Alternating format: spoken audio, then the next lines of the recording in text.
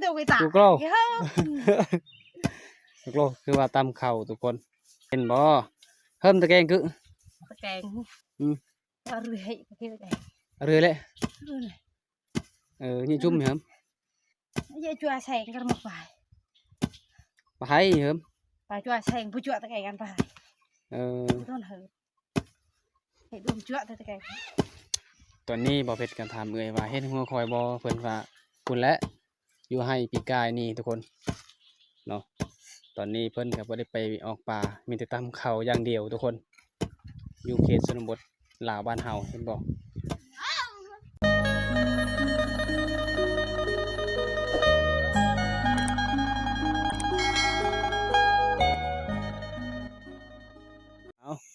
หลังจากออกจากตูบหรือว่าเฮือนสาวเฮือนสาวเทศว่าซะเนาะเมื่อกี้เนาะอันนี้จะเป็นธรรมศาสตร์ต้นไม้ใบหญ้าใบใหญ่ๆเห็นบ่ทุกคนเห็นบ่ว้าทุกคนธรรมศาสตร์อุดมสมบูรณ์บ้านเฮาอยู่ภูผาป่าดงไกลเติบจากบ้านทุกคนตอนนี้1 โมงแล้วเอาเพชรเดินทางแต่เช้านี้เนาะ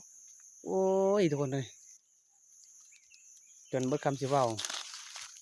ไกลเติบไปมือนี้เบิดมือเลยเนาะทุกคนเนาะ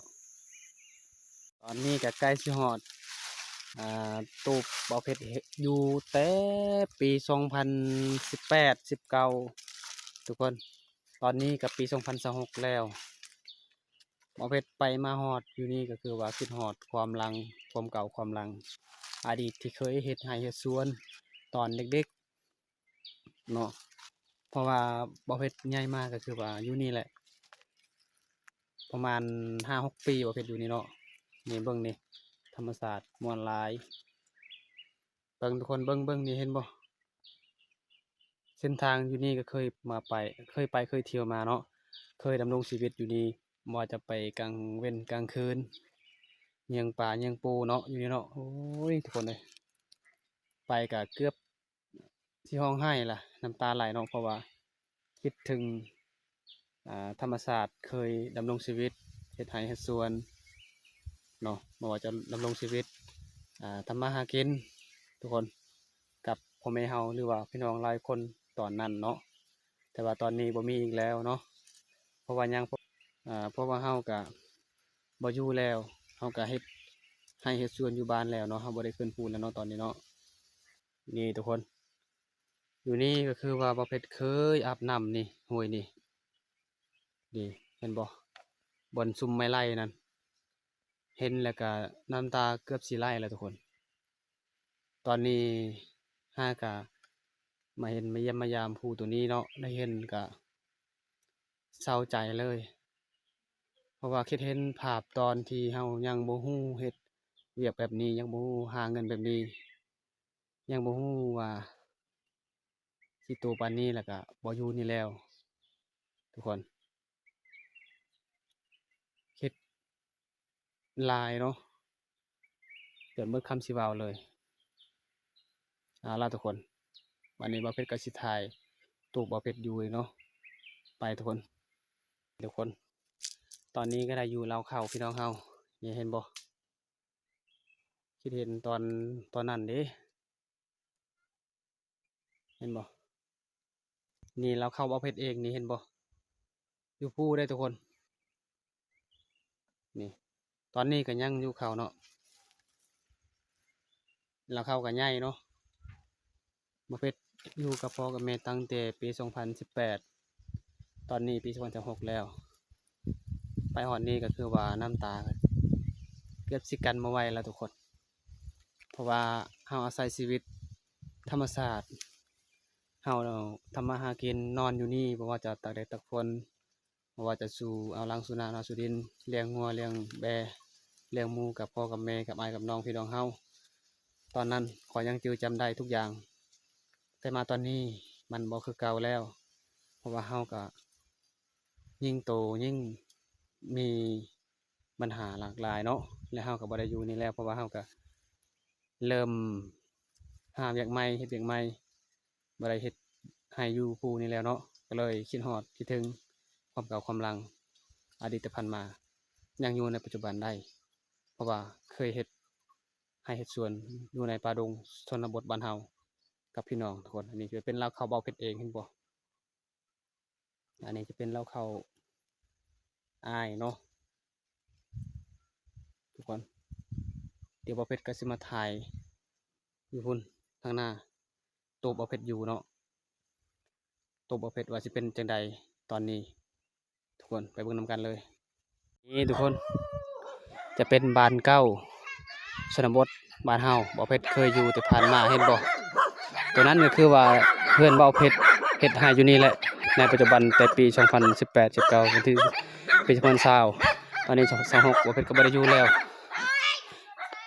หลายคนก็ได้ลงแล้วยังแต่เฮือนอายพยุงนี่อยู่เห็นบ่มีทั้งหมากแนวหมากขามหมากมีหมากม่วงหมากตองหมากไผ่มีหลายชนิดเลยหรือหมากมีเห็นบ่ทุกคนปลาเพราะว่าบ่เพชรก็คิดฮอดคิดถึงพ่อไปยังอยู่ชนบทนี่ก็คือว่าทำมาหากินดำรงชีวิตกินหมากหยังก็ได้ดำรงชีวิตเป็นหยังก็ได้เฮ็ดให้ก็มีเขาเนาะก็คือว่าอยู่นำมีป่าอยู่ในน้ำมีเขามีหมากหลากหลายอยู่นี่จนเบิดคำสิเว้าว่าเป็ดโอ้ไปแล้วก็เกือบสิตกน้ำตาไหลสิตกเลยทุกคน ตอนนี้คือว่ายังเหลือแต่เฮือนพยุงแต่ก่อนบ่เฮ็ดอยู่ก็มีหลายหลังคาเฮือนนี่อยู่นี่ก็แม่นอยู่นั่นก็แม่นอยู่นี่ก็แม่นแล้วอยู่นี่ก็แม่นตอนนี้ยังเหลือแต่หลังคาเฮือนนี่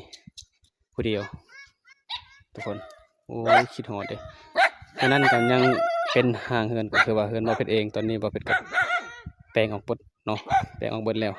บ่เพชรก็บ่ได้อยู่แล้วทุกคนสบายดีสบายดีสบายดีบ่โตตะจะมียังโตแมวรัวลแอมบ่แอมเนาะ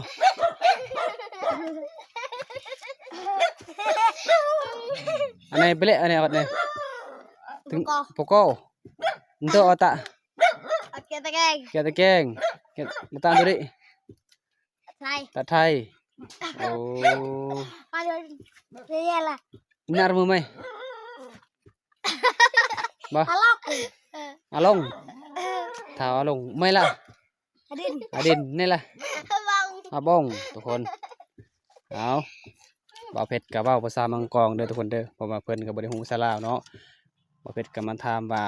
อยู่เฮ็ดหยังนี่เนาะประมาณนี้เพิ่นก็ว่าอยู่เลี้ยงงัวอยู่เฮ็ดไร่นำพ่อนำแม่เฮาก็ทุกข์ขันยากอยู่บ้านชนบทลาวบ้านเฮาก็ต้องอยู่แบบนี้กินแบบนี้เห็นบ่ทุกคนเวลา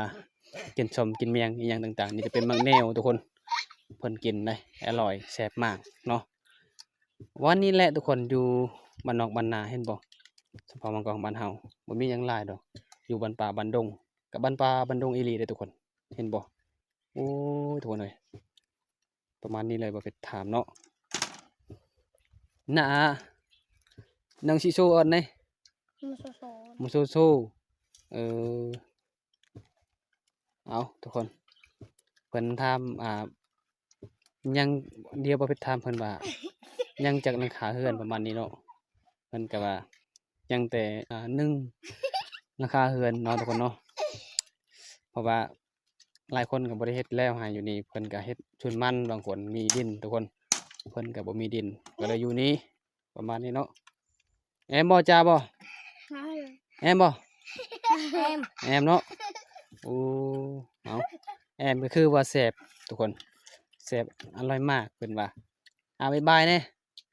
บ๊ายบายบ๊ายบาย14ก่อนบ๊ายบายบ๊ายบายนี่ทุกคนมังเหนียวมักลายเติบเห็นบ่เป็นหมากป้าทุกคนบ่ได้อึดเลยมากกินอยู่นี่เฉพาะอยู่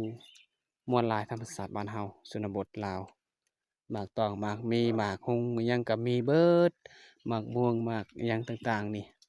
หมากดอกไผ่หมากไผ่ทุกคนบันชวนเลย กำลังไปดูตัวถ่ายดาวที่เยอะเลยเพราะว่า เฮ้ยบันชวน เตื้อก็เตื้อเมื่อกี้วันสวัสดิ์ที่สืบรอไว้อีก โตตะไหนล่ะ แต่กูกล้าเดี๋ยวไปตาก กูกล้า เฮ้ย ตกลงคือว่าตำเข่าทุกคน เอ้ยตามเขาคำบอกเห็นบ่เพิ่มตะแกรงกึ ตะแกรง อืม เอาเรื่อยตะแกรง เอาเรือเลย เรื่อย นี่จุ่มเหรอ เยอะจัวแสงกันมาฝ่าย ปลาไห้เหรอ ฝ่ายจัวแสงผู้จัวตะแกรงกันฝ่าย ต้นเหิดให้ดมจัวตะแกรง ตอนนี้บ่เพชรกันถามเอ้ยว่าเฮ็ดหัวคอยบ่เพิ่นว่าคุณและอยู่ให้ปีกายนี่ทุกคนเนาะตอนนี้เพิ่นก็บ่ได้ไปออกป่ามีแต่ตามเขาอย่างเดียวทุกคนอยู่เขตชนบทลาวบ้านเฮาเห็นบ่มีแต่หลังคาเฮือนนี่แหละทุกคนถามว่าเมื่อยบ่ก็เมื่อยเนาะเห็นแล้วก็เมื่อยเหงื่อก็ออกเบิดประมาณนี้เลยทุกคน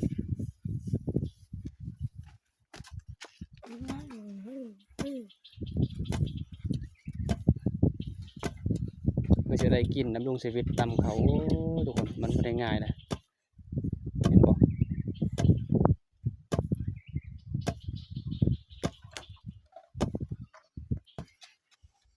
หลังจากสิไปเบิ่งงัวกับทายเบิ่งเอื้อยตำเขาดำรงชีวิตอยู่ชนบทบ้านเฮาชนบทลาวทุกคน แบบนี้เลยแต่ประมาณนี้เลยทุกคนเห็นบ่อ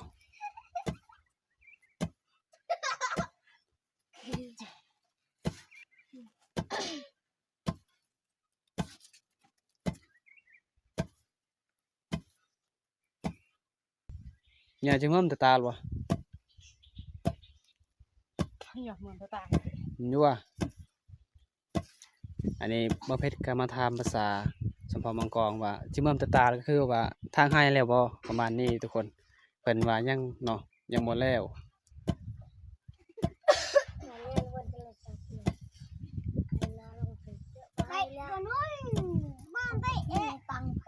เอาล่ะทุกคนตอนนี้บ่เพชรก็สิไปหางัวก่อนทุกคนเพชรก็สิปิดคลิปก่อนเด้อทุกคนประมาณนี้แหละคลิปนี้ทุกคนเนาะ